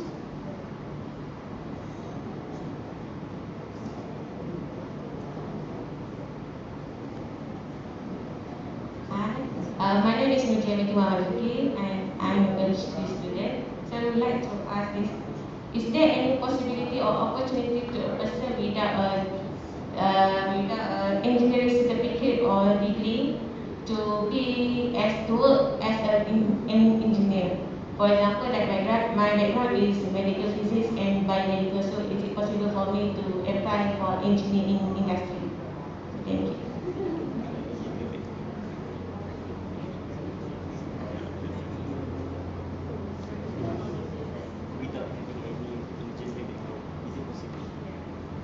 Yes, for Boston Scientific, right, it should be fine because we actually have people that are not really like engineering student, so they are also like coming from maybe other science stream, like maybe physics schools or maybe math. So it depends again. It go back when how you pitch yourself based on that one, because again we can train you to be an engineer as long as you have the skill set that we want you to be as part of the engineers. So it's not necessary again for you to have that engineering background, because taking for myself also, right, I'm doing electric power, which is I never applied to any of my job before, but again because of maybe I fit to be an engineer, so being a manufacturing engineer, so again go back to your soft skills, how you actually fit to be an engineer. Yeah. The answer is 100% yes. I am the living example. I have a biomedical science background, doing molecular medicine right now, doing the research on engineering. I'm guiding a group of engineers. and I follow papers on engineering design. And yeah, right now I'm venturing into the electronic engineering side where we want to develop apps, smart sensor on the device and stuff. So yes, definitely 100% yes. The way that you ask these questions, it shows that you don't have the confidence on that. And that might be somehow portrayed in your CV or during the interview, because you must think that when we want to hire engineers, of course, the priority will be on those with engineering backgrounds or degree. But I don't rule out looking for somebody with the science degree as well.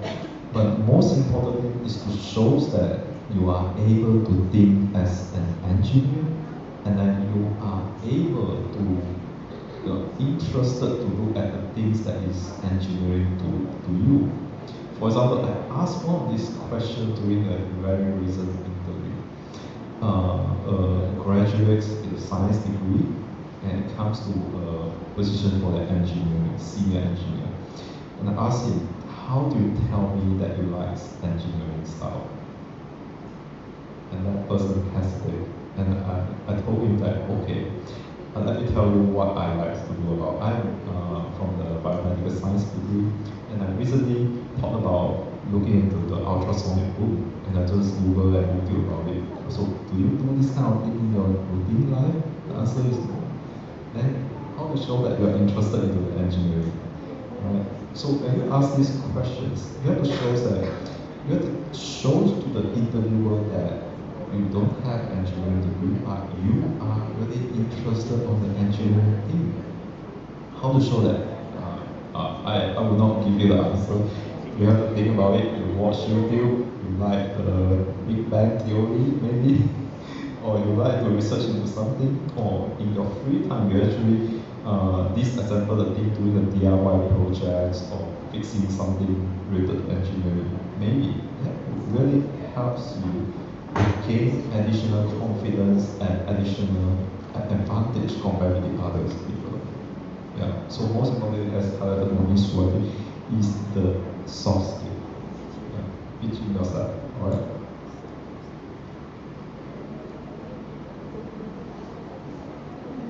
Oh, there's two more questions. So probably really short questions, Cole. So either one of you can go first. Okay, hello everyone. So my name is Tanish. So my question is, whenever the company or industry looking for CVs and resumes, like what are the most important elements that will attract them to finalize for interview section? Because I believe like many students are still not really understand like whether you need to give all the information in very detail, or we have to make it very short, like one page of resume or CV, or we can do like more than one page. So like which will be better? Because like mostly in the company there will be having quite numbers of CVs for one position. So we are going to give for one person. So who will have the high potential to get by looking their CVs, like what element? Is it like we need to see their soft skills or their achievements, or which is really gives the values for them? Thank you. Okay. Yeah, I think I mentioned just now briefly in my earlier sessions, but I will try to bring that up. Firstly, your CV should tailor, should customize for the position that you are applying for. Look at the keyword that mentioned in the job scope. For example, I'm looking for somebody with a microbiology background, with the skill of doing this, that, and that. If you think you have that, make sure you mention in your CV, because the first thing that you are going to win is not the hiring manager, it's the system, the AI, from JobStreet, LinkedIn, etc. They are going to read out, process your CV so intelligently, looking for the keywords, and then match it with my job description to see how many percent of matching you are with the job. And that is the first thing you have to do, because if you're not going to do that, you use a universal template, you use a universal CV, I'm pretty sure that every job that you're hunting for, you might get a very low percentage of matching. Okay, so make sure you customize for the CV so that the AI in the system of jobs or whatever thing will help you to match with the job descriptions that you're looking for. So that's the first thing you have to do. Secondly, once you get that, and make sure your CV is neat and tidy. Of course, you don't want to be having a lot of nonsense stuff in your CV, saying that I do this. Sometimes I see that you become the part-time promoter. Okay, or you sell this stuff before. Okay, but it's not going to bring any how to say any kinds of benefits in terms of your experience or in terms of your background. So whatever you do, sometimes people will just put very funny stuff. Oh, I have a kids in my family. I like to do this kind of stuff. Make sure whatever you do is really going to bring some value to your CV. Because a lot of times when we come to fresh graduate CV, it is quite empty because they have nothing to write. They have nothing to write, and then they just randomly say that I have two siblings in the family. Sometimes you see that I like to play badminton, I like to play football. It's not going to bring a lot of things, but it somehow it's very empty. So make sure you have a lot of extracurricular activity to back you up, like organizing committee for this. Wow, it's really impressive. A team leader in a certain project during your undergraduate study. Wow, that is differentiate yourself from the others' CV. And then you might want to mention some of the courses that you have done in your study. For example, let's say I'm looking for a microbiologist or pharmacist. So all the CV is the same for the first graduate or through CGPA, graduate from this school, how many final project you've done. So why not you mention some of the interesting course that is related to the job that you're looking for. For example, microbiology, advanced microbiology is scored A+ over here, and the other subjects, communication skill, if there is any subject that is A+, wow. That's what they will call the attention of the hiring manager, because you are bringing up your CV to match with what he is looking for, instead of something a random CV, a general preference.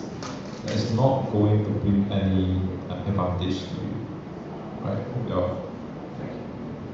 If I may add, right, one thing is that on your CV, right, some people like put a brief introductions, right? So this is where the pitching. You are not able to pitch face to face. This is where you pitch through your CV. And then if let's say you are applying to job straight, you don't just simply upload your resume. Give a brief introduction, because from there it will stand out that you actually customize that this is how keen you are to actually apply and then want that position, rather than I just apply whatever that I get, you know. So there is an effort that shows the hiring managers to feel that you are really keen for this position. Okay, thank you so much. Very useful tips. So things that everyone can go back and just quickly tweak your CVs so that you stand a better chance regardless of what job you're applying to. So one last question, because we're almost running out of time. I think there's one last question at the back. Alright, so I think that's it. We do have to wrap up, but before we do, maybe a quick tip, hint, advice, tagline from all the speakers. Maybe we'll start with Mr. Mela. I'm not actually prepared to give a write-up, but I just summary, right? Never be afraid to try. And then try to do something different in order for you to be stand out, because it's very important. Because now you can see, right, we have a lot of people that are unemployed, because we have a lot of people that grad. It's very common. So that's why now it's like even people mostly go to master and PhD, because last time I think that people just that I just want to stop study and work, right? But nowadays, because of the work is not that much available, because all of people is like mostly is like graduate. So that's why you have to find a way to stand up yourself, so equip yourself. So as what I think what Dr. mentioned earlier, right? If let's say you are being part of the Toastmaster team, right, which is very good. So it's that it actually, you have that skills, because to be an engineer, right, it's very important for you to stand up and be firm in whatever decision that you have, and you know why you are doing that one. Because if let's say you don't have that confidence, people will not listen to you. So it's just like try to equip yourself with whatever that social skills that you think that you are lacking, so that you are prepared, and then you have all the so-called criteria that we are looking for. That's all. Thank you, Dr. Wan. Okay, I think I speak quite a lot, so, but what I want to wrap up is one thing. Since most of them are postgraduate students, right? So as postgraduate students, always believe that what unique skill that you have compared to undergraduate skill. You know what? Analytical skill, result presenting skill. So this is what makes you unique and skillful than undergraduate students. So don't feel that you are undergraduate, you are a postgraduate student. You feel that you are a little bit, I would say, hard to get a job because people prefer undergraduate. No such thing. I'm willing to pay extra for you if you are really good in presentation skill. You are able to analyze the result critically. Your thought process is so mature. I don't mind to pay extra for you. So don't think in that way that we won't hire you. And remember, always stay humble, and don't think that you know everything in the world. You have to tell the hiring managers to you that you're willing to learn extra things, because being a postgraduate degree holder doesn't mean that you know everything. So being humble, able to learn continuously, and stay positive on the bright side, thinking that good thing will come to you. I'm pretty sure the law of attraction will bring the good things to you. Right? Thanks. Great, Dr. Wan's bro. Okay, talking about to the postgraduates. So I still remember before I got the job in USM. So even at your stage, I'm waiting for my result. I already sent many of my CV to university, UTP, ITM, so many, even industry I did send. But response is, okay, finish first your PhD, Viva, and then come again. So, but my main point is get ready. The time will come, you will finish your PhD, but again, do submit. Even though you are not being finished yet, but they already know you are in the pool because you are showing your interest. So, and then luckily USM called me, Alhamdulillah, but so many IPTA, so many companies, because I'm not finished yet my PhD. So again, as mentioned by both of them, I think even though you have master or PhD, stay on your ground, be humble. There's no difference between you and the panel and the other rest. Just be humble and do well, perform. That's all for me. Alright, thank you so much. That was an amazing session from all our wonderful speakers who were really generous with tips, hints, advice, and I'm sure all of you enjoyed it as much as I did. So a huge, huge round of applause to our panel. Thank you so much. I'll pass it back to Minnie.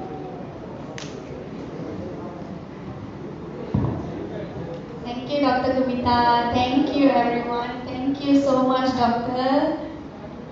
That was a really helpful session for us to mold ourselves, shape ourselves before we go into industry, sell ourselves saying that we are worth it to be recruited.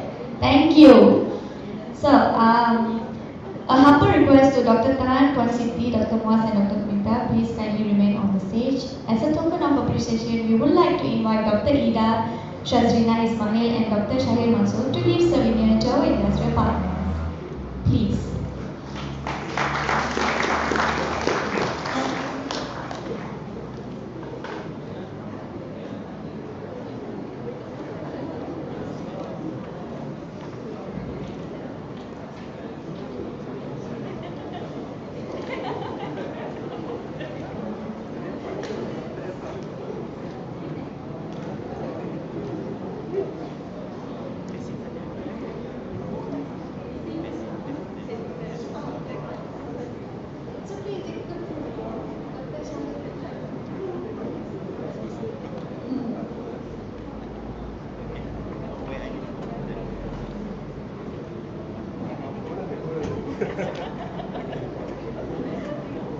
Thank you, Dr. Muaz.